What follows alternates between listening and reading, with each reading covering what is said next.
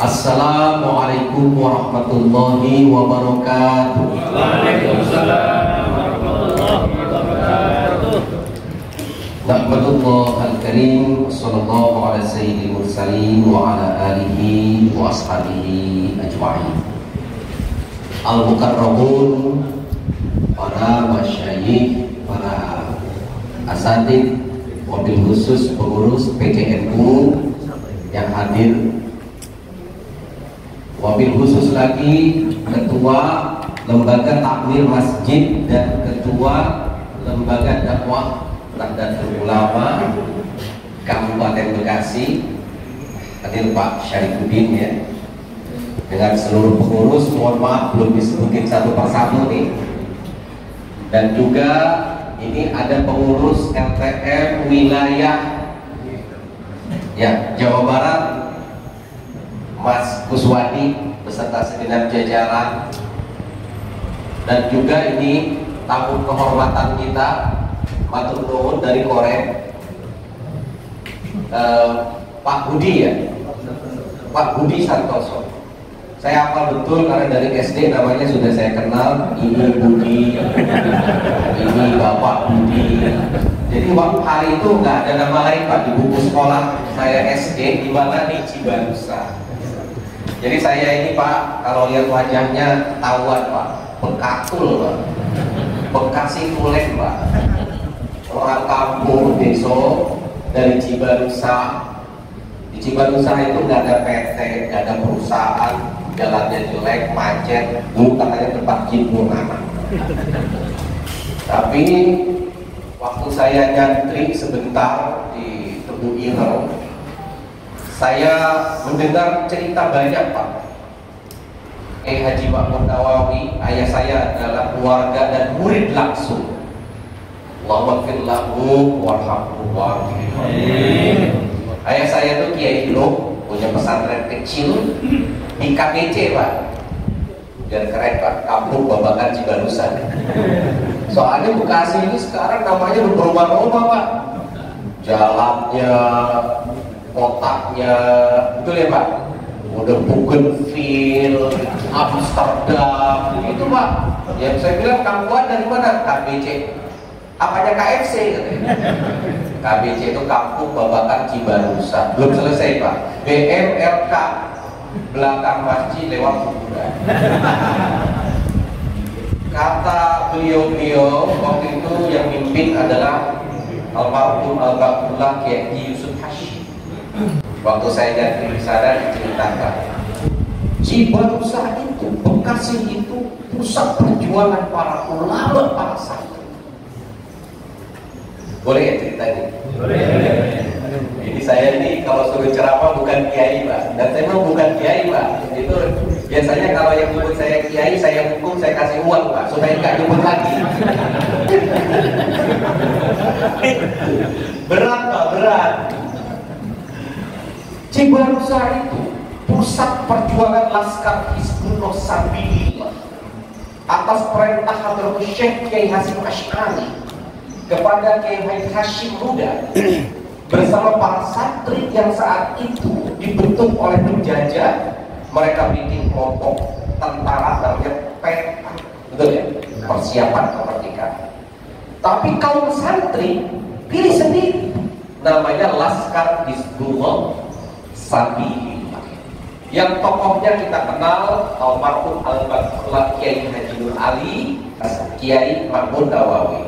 Ini duet banget Pak, utara selatan, betul? Masya Allah. Dan saya pengen cerita ini Pak, amanah Pak, katanya ceritakan kepada dunia.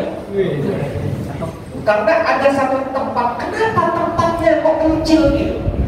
Itu hasil istikharah Pak.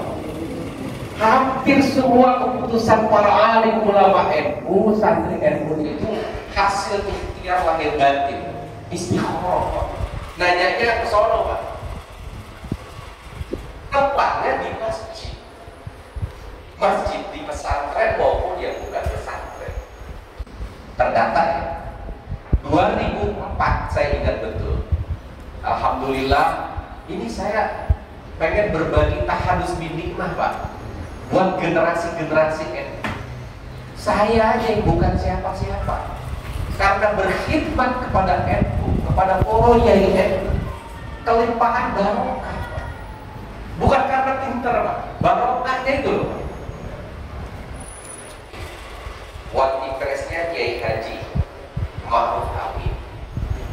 Sejak zaman Pak Harto, Bekasi pengen punya pahlawan nasional sebagai bukti bahwa ada perjuangan semangat patriotisme, nasionalisme. Agak nyampe-nyampe. Benar ya? Zaman Pak Harto nyampe nggak harapan itu? Belum. Reformasi terjadi zaman Gus Dur, mau nyampe keburu diturunin, Pak. Zaman Pak Habibie sedikit. Masuk ke zaman Bu Mega, berjuang lagi, kagak nyampe. Alhamdulillah pada tahun 2006 10 November saya sendiri menyambut almarhum Kiai Anwar Kiai Haji Muhammad Aminur ke Istana Negara meneteskan Kalimantan. Saya yakin beliau kagak mau diakuin, kagak mau disebut-sebut, karena sesuai sholawat tadi ya Pak, lillahi ta'ala. Tapi saat itu atas nama bangsa Indonesia, Presiden Republik Indonesia menyematkan anugerah pahlawan nasional kepada almarhum Kiai Haji Ma'ruf. Dan belum selesai, Pak. Alhamdulillah kita masih berjuang nih. Sahabat beliau Kiai Haji Mahmud Nawawi, kemarin kita sedang untuk Pak Gubernur dalam rapat resmi, betul ya? Juga melanjutkan aspirasi para kepala daerah. Kita pengen beliau juga selain disematkan nama jalan Cikarang Cibarusah sebagai simbol semangat perjuangan li'ilahi kalimatillah, mudah-mudahan ini dikabulkan oleh Allah Subhanahu wa Ta'ala. Ini kira-kira sholawat yang tadi apa kan ya? Saya tahadus binimah, Pak, siapkan kader-kader. 17 tahun saya di Ansor hingga menjadi ketua pimpinan pusat dan sekretaris jenderal pimpinan pusat gerakan pemuda Ansor. Jadi itu barokah itu.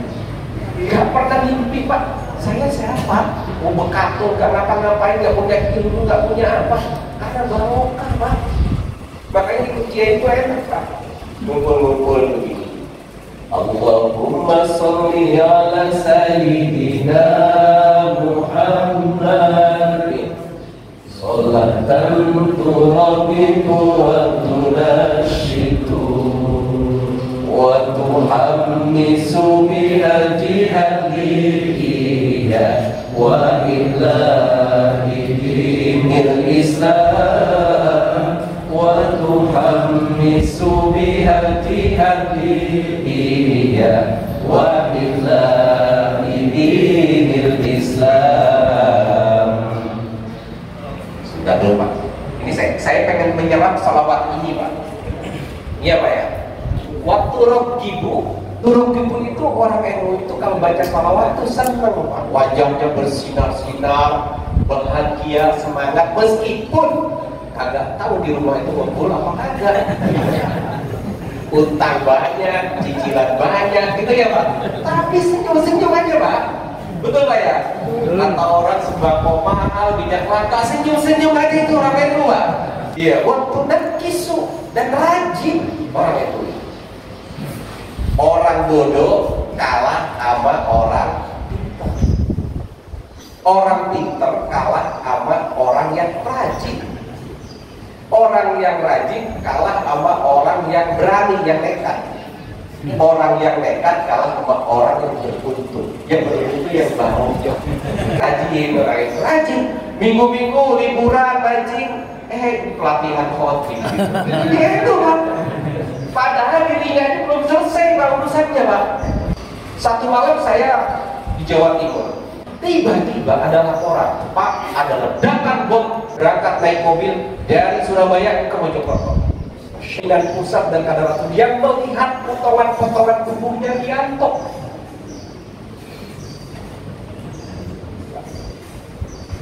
Seorang Rianto, Pak, berpakaian basah, tahu juga, tapi Tapi wah, saya dapat kajian kembali dari kiai.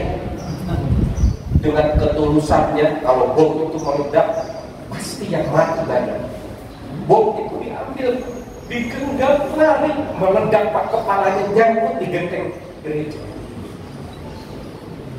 Ada yang kita berjihad berkorban, seperti Kiai Hasyim Asy'ari yang meneriakkan jihad fisabilillah.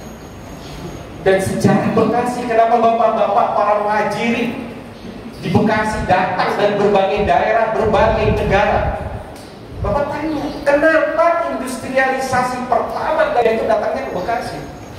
Ada yang pernah mikir nggak? 30 negara Pak. Sekarang kata Pak Bupati sudah 10.000 perusahaan. Kenapa Bekasi? Kan ada 520 lebih kabupaten kota. Ada apa di sini? Kenapa bapak-bapak berhijrah, ngalir, bisa tinggal di perumahan A, perumahan B, perumahan C? Ada nggak yang pernah mikir? Kenapa di sini?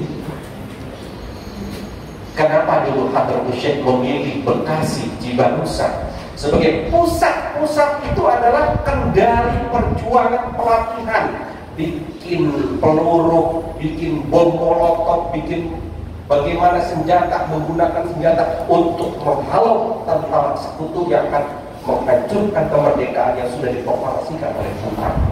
Betul? Itu Rianto. Kita minggu-minggu datang ke sini mau jadi khotib. Mau ngapain Pak?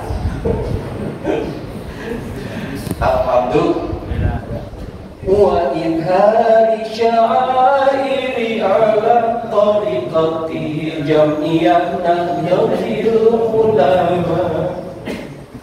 Untuk mewujudkan, mengkonkretkan apa yang menjadi tariqah, cara-cara jalan Nahdlatul Ulama dalam Islam berbangsa dan bernegara.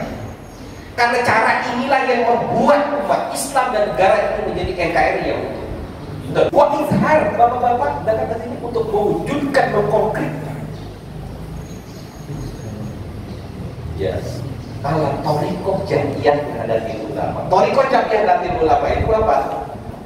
Sholawatan, berjanji, taklim, semangatnya semangat ukhuwah Islamiyah, ukhuwah wataniyah, ukhuwah insaniyah. Di mana itu dapat? Di bukunya Hadratus Syekh Kiai Haji Ahmad Siddiq. Waktu saya jadi ketua Ansor tahun 2000-an, Pak, saya dapat semua dokumen asli pemikiran, sanad pemikiran dari Kiai Haji Ahmad Siddiq, dan saya diberikan lisensi hak untuk mempublikasikan buku beliau. Silakan beliau. Ada buku judulnya Menghidupkan Ruh Pemikiran Kiai Haji Ahmad Siddiq, penulis Munawwar Fuad Mujahid. Gak seberapa Pak, cuma menuliskan tinta-tinta. Beliau sudah menggoreskan tetesan-tetesan darah Tuhan. Betul. Jadi wa inhal sya'airi ala tariqati jam'iyah Nahdlatul Ulama wa ala alihi wa sahbihi wa sallim. Kita bagian Pak, meskipun bagiannya wa ala alihi wa sahbihi ajmain, kita kelasnya ajmain. Lumayan Pak. Allah Allah Allahu Allah sambil mansur ala jam'iyah Nahdlatul Ulama lillahi kalimatillah jam'iyah Nahdlatul Ulama lillahi kalimatillah. Kalimatillah, bukan karena mau kaya, bukan mau karena mau jadi konglomerat, bukan mau karena jabatan, bukan itu Pak orang yang itu Pak. Karena sejarah ini penting Pak, sejarah ini penting. Karena NU itu sangat khas dengan sanad. Apa? Google. Wah ini benar. Lihat itu. Kalau kita lihat sanadnya, dari mana dari asal muasalnya informasi ini. Nah ini ada apa? Baik, al-mukarramun, para khutbah, bapak-bapak yang saya muliakan. Ini nggak usah dibaca semua. Tahun ini menjadi ketua pimpinan pusat Dewan Masjid Indonesia. Ketua umum saya Haji Muhammad Yusuf Kalla, 10 tahun. Sebagai Direktur Program Nasional, saya 10 tahun ini berkhidmat karena saya diajari oleh para ulama. Masjid adalah pusatnya rumah Allah, istananya rumah Allah. Sebenarnya masjid itu kan Baitullah. Kita aja nyebutnya masjid. Yang disebut rumah ibadah kita adalah Baitullah. Setelah itu ada masjid. Dari mana kita tahu masjid? Ya dari Al-Quran, dari sejarah. Intaba ya'muru masa. Nah, di dalam masjid itu isinya apa? Naik turun slide. Isinya tentang nilai, tentang semangat, Pak. tentang ketika Nabi Muhammad SAW berhijrah, yang pertama kali dibangun namanya Mas. Jadi masjid itu Pak, markas besar, pusat perjuangan, pusat ibadah, pusat ukhuwah, pusat al-hukumah, pengadilan di masjid.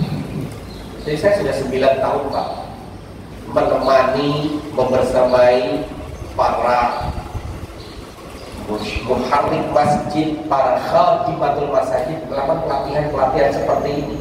Makanya meskipun saya ini diundang dari PBNU, mungkin baru pertama saya diundang oleh LTM PCNU dari PBNU, dan saya hadir gitu loh Pak. Jadi saya hormat, saya luar biasa. Saya untuk bonus hari kemerdekaan udah habis, jadi saya nggak bawa. Jadi saya bisanya datang aja bawa badan. Nggak apa-apa ya Pak ya. Yang penting kita bisa ta'aruf ya. Silakan. Program nasional Pak, lembaga takmir masjid termasuk khotib di seluruh Indonesia. Nah selama saya 10 tahun itu saya diminta untuk mengelola khotib, termasuk namanya Ikatan Khatib Indonesia. Itu ada. Pembinanya Kiai Haji Ma'ruf Amin. Saya direktur programnya. Maka kita punya tempat namanya Akademi Khatib Indonesia. Bukan akademi militer aja Pak. Saya bersahabat dengan Pak. Jadi termasuk khotib namanya Ikatan Majelis Pimpinan Pusat Ikatan Khatib Indonesia, kantornya di Matraman, diresmikan di istana namanya Akademi Khatib Indonesia, untuk membina, mengayomi, termasuk memakmurkan khotib-khotib di seluruh Indonesia. Kalau bicara masjid, bicara khotib, bicara khadimatul masjid, harus bicara makmur Pak. Jadi ini juga makmur Pak. Setuju Pak? Kalau sudah makmur semangat tuh Pak. Karena memang Allah sendiri yang punya rumah ini, mengidentifikasi, mencirikan masjid itu adalah innama ya'muru masajidallah.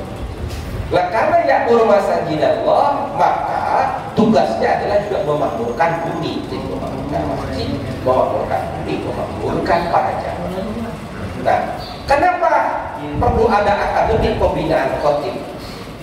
Para bapak sekalian tahu istilah influencer? Siapa? Yang kemarin baru tuh tiba-tiba jadi influencer namanya Farel. Ya itu influencer. Ngapain itu bocah di depan mempengaruhi sampai jenderal atau joget-joget, itu mempengaruhi orang. Anak kecil diundang dari Banyuwangi itu sampai itu sampai bikin bocah. Ada Raffi Ahmad, ada lain. Khotib itu sebenarnya pekerjaan yang Allah lantik, Allah kasih. Benar? Allah berikan dan gak sembarangan. Hebatnya khotib itu Pak, kalau dia ngomong, yang lainnya boleh ngomong. Hebat gak? Nah Pak Komandan ngomong tadi sambutan program bagus, ada yang ngobrol Pak. Tapi kalau khotib udah naik mimbar, semua disuruh diam. Nggak boleh share, nggak boleh subscribe, nggak boleh like. Bener nggak?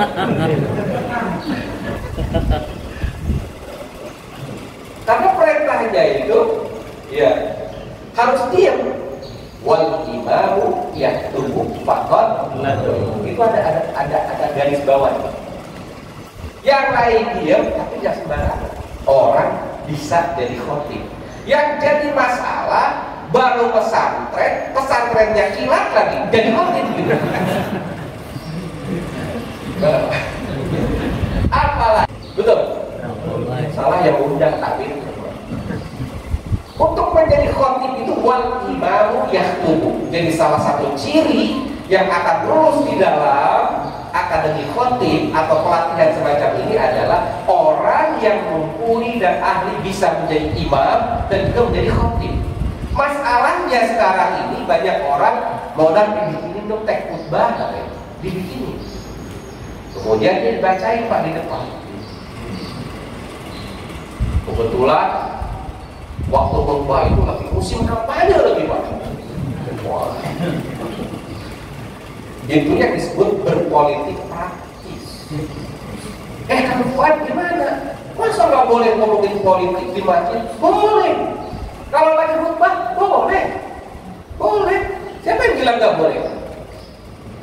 Yang nggak boleh itu kampanye dan berpolitik praktis. Nah, itu perlu tahu batas-batasnya. Tapi ini kan amar ma'ruf nahi munkar. Karena dia sebelah, dia anti kalau dulu, dia sebut. Mohon maaf ya, udah tua, yang lawan muda tadi. Mari kita pilih yang muda. Subhanu yang berjalan keluar. Nah itu mari kita coba saling belajar, mentransfer ilmu dalam pelatihan ini. Jadi imamu yang jadi imam itu berat Pak. Dan untuk menjadi imam, gimana makhrajnya, gimana tajwidnya, belum bagaimana khusyuk kalau kagak tahu apa, kagak paham maknanya. Wah, udah gitu karena betul-betul hafiz ya, dibacalah surat Al-Baqarah. Hafiz, maunya hilang. Tapi kan luar biasa tata krama, kaifiat dan sebagainya yang harus dibekali oleh seorang khotib menjadi imam. Siap nih menjadi imam dan khotib, siap dari LTMG. Siap. Itu salah satunya. Jadi akademi khotib itu karena itu Bapak Imaruf di istana kita launching waktu itu program akademi khotib Indonesia untuk menghadirkan khotib-khotib yang wasatiyah, khotib yang moderat, khotib yang mau menyampaikan pesan-pesan moderasi beragama. Waduh, tadi ini apalagi kemarin udah Islam Nusantara ini apalagi. Pokoknya salah terus. Kalau nggak salah paham ya yang salah.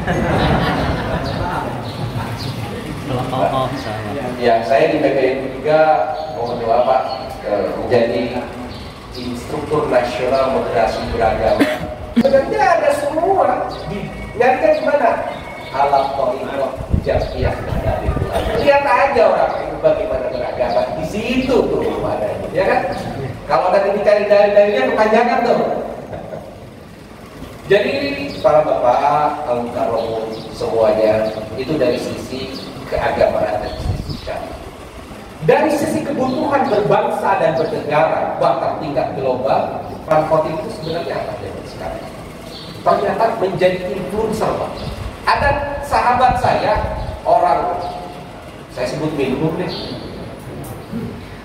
Beliau biasa-biasa saja, tapi kalau khutbah dia bawa laptop, dia bawa tiang, supaya khotibnya itu pada saat khutbah dia itu direkam dan live streaming. Padahal khutbahnya di daerah-daerah Pak, tapi seluruh dunia bisa lihat. Sayangnya isinya itu loh, yang penting keras, yang penting serang gitu. Ini amar ma'ruf nahi munkar.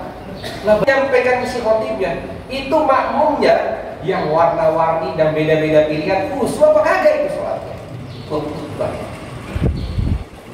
Jadi khotib ini bisa menjadi orang yang mempengaruhi jamaah masyarakat sebagai influencer, sebagai mubalik, sebagai dakwah, bahkan sebagai duta dari Islam wasatiyah menyampaikan nilai-nilai Islam wasatiyah. Sedikit saya singgung, Islam yang rahmatan lil Islam yang mengajarkan at-tasamuh, toleransi.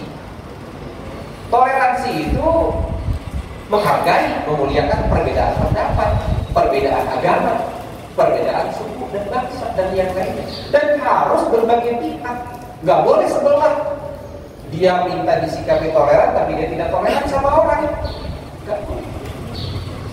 Jadi yang banyak di kita itu toleransi. Sik itu bahasa Inggris Pak, yang sakit. Toleransinya sakit. Mestinya toleransi itu jadi tolerant style, jadi gaya kita, moderat. At-tawazun, adil Bang. At-ta'adul, ya tadi seimbang, adil. Amar ma'ruf nahi munkar, disampaikan dengan cara-cara baik. Itu salah satu prinsip-prinsip yang menjadi tradisi bahkan peradaban NU. Karena itu Rasulullah SAW kenapa sukses? Ini sejarah besar kita sedikit ya. Kenapa khotib itu penting untuk menghidupkan dan melakukan masjid? Karena dengan perjuangan Islam melalui masjid 1300 tahun Pak, peradaban dunia berubah total, mengalami revolusi besar. Kuncinya tidak satu disebabkan karena kekuatan moral yang kita sebut akhlakul karimah berdasarkan Al-Quran dan As-Sunnah. Yang kedua, kekuatan ilmu, pengetahuan dan teknologi. Jadi menghadirkan masyarakat yang punya nalar, akal yang sehat itu penting. Nah, kalau sekarang bentar-bentar hoax, bentar-bentar menyebar, yang ada bukan ahlul sunnah wal jamaah, tapi ahlul fitnah wal jamaah. Ini berat karena ada revolusi media sosial. Terhubung apapun bisa berpengaruh. Apa yang disebut dengan konflik identitas, membangga-banggakan diri. Yang ketiga adalah kekuatan ekonomi dan politik. Dari mana mulainya? Terbesar yang digali oleh para sejarawan Barat, kenapa Islam itu hebat, mengalahkan semua peradaban dan kekuatan adalah masjid. Kenapa masih bisa? Karena ada pendidikan melalui sholat. Rahasia Pak, jangan lama-lama. Jadi ini Pak, kalau nggak dimakmurkan Pak, pesan Pak Dagde, Pak, dimakmurkan itu dipikirin dapurnya, kantongnya, sarungnya, pecinya gitu. Ini negaranya aman. Belum tentu dan republik press conference orang dengerin semua. Ya warga itu sampai dawatok lah Pak. Tapi yang lain. Tapi kalau khotib ngomong, mau Dagre, mau presiden, diem Pak semua Pak. Betul. Jadi influencer ini, kami di Dewan Masjid Indonesia, silakan para bapak main ke kantor kami. Apabila kita baru saja membangun gedung dan diresmikan oleh presiden di Jalan Matraman, ada 9 lantai Pak. Itu untuk menyiapkan khotib wasatiyah. Silakan. Tapi karena saya diundang sejak semasa beberapa kali tidak pernah kedengeran. Begitu ada pelatihan khotib, saya bilang ini penting, saya tinggalin kegiatan-kegiatan ke tempat ini, insya Allah barokah. Saya nggak nyampein materi deh, materi dibaca aja ya. Saya ingin mengajak bahwa satu, masjid ini kekuatan yang luar biasa. Kalau pemerintah daerah, kalau mau aman, damai, sejahtera, kita mulai dari masjidnya seperti apa? Takmir masjidnya, khatibnya, pengurusnya. Kami punya banyak program. Ada masjid ramah anak. Ini perlu disampaikan. Ini bocah main di masjid, suruh, paling belum sunat. Dibalik Pak, bikin tempat main. Ya anak betah, itu namanya masjid ramah anak. Masjid ramah difabel. Jangan hanya orang normal, kasih akses. Terima kasih. Masjid ramah lansia, masjid ramah lingkungan, bikin penghijauan sumber air terbatas. Wisata religi masjid, dan tadi Masjid Al Mujahidin Alhamdulillah kami rapat di istana waktu itu Pak, dengan para Kiai Ma'ruf. Tahun 2010 kita tetapkan masjid itu dari istana sebagai salah satu situs perjuangan Laskar Hizbullah Sabilillah. Kita bangun dan 3 lantai, sebenarnya di kiri kanannya ada makam-makam tua. Itu makam-makam yang batu nisannya noning, kita nggak tahu siapa, tapi itu para pejuang dan kubur di situ. Ayah saya juga kebetulan dimakamkan di area dan rumahnya di belakang ini. Jadi kalau ada yang mampir kurang ongkos, mampir ya Pak ya. Lagi kelaparan, mampir aja. Insya Allah. Belum beberapa tanda berbahaya Pak. Pak Sepatoni, Pak Bayar, Pak Purwanto. Jadi ini kita bangun silaturahim di masjid.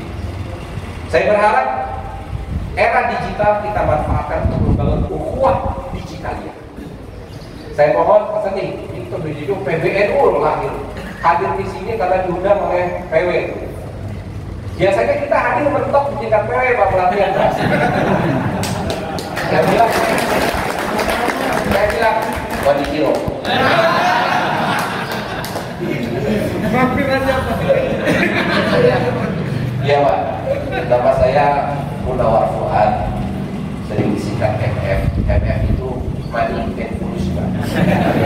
Karena itu saya lebih banyak aktif di kader di Barokah Ibu Sudur Pak sebagai eksekutif di pemerintahan pusat Pak, lebih banyak di pusat Pak. Mulai dari istana, kemudian menjadi kepala sehat menteri, beberapa menteri.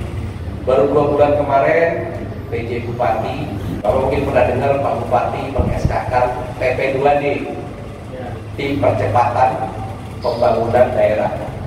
Ya Pak Bupati, kenapa saya cuma nganggur masjid, saya bilang. Ya kita pengen lari cepat Pak Bupati. Karena itu Pak, barokah yang saya terima ini Bismillah tolong manfaatkan. Ya Pak ya. Saya berharap apa yang mau kita tuju untuk agama kita, untuk masyarakat, wabil khusus Nahdien, yang masjidnya, yang pesantrennya, yang keluarga Nahdien, kita bangkitkan Pak. Untuk kita saat ini meningkatkan harkat martabat dan marwah kehidupan jamaah Jamiah dan Nahdlatul Ulama. Kalau jamaah dan Jamiah dan Nahdlatul Ulama maju, negara dan bangsa ini juga akan maju. Terima kasih. Saya mohon maaf apabila dalam penyampaian ini ada hal yang kurang berkenan. Saya bilang sama Bupati, Pak jangan ngajarin Bekasi makin berani sama saya Pak. Saya mantan komandan Banser Pak. Banser itu paling berani. Kenapa paling berani? Kalau apel Pak, seragamnya pasti beda. Ada yang lunas, ada yang belum lunas. Itu bedanya Pak. Jadi silakan nanti nomor saya juga saya bagi, saya sedang silaturahmi, saya juga main TikTok Pak. Jadi senjata Pak, ini apa? Buat kita dakwah, sosialisasi, mengisi konten-konten narasi-narasi. Hati-hati Pak sekarang. Kenapa harus dilatih? Oh saya udah ahli khutbah ya.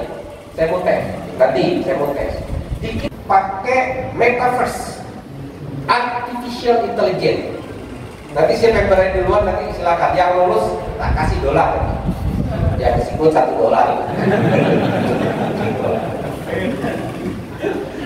Nanti dilatih, coba ubah 15 menit. Nanti diukur katanya ada berapa, kalimatnya berapa, ada yang error nggak, ada yang salah nggak, ada yang keseleo lidah nggak. Kemudian pilihan namanya diksi itu pilihan kata. Itu tuh butuh kecerdasan, kearifan, hikmah, kebijaksanaan memilih kata.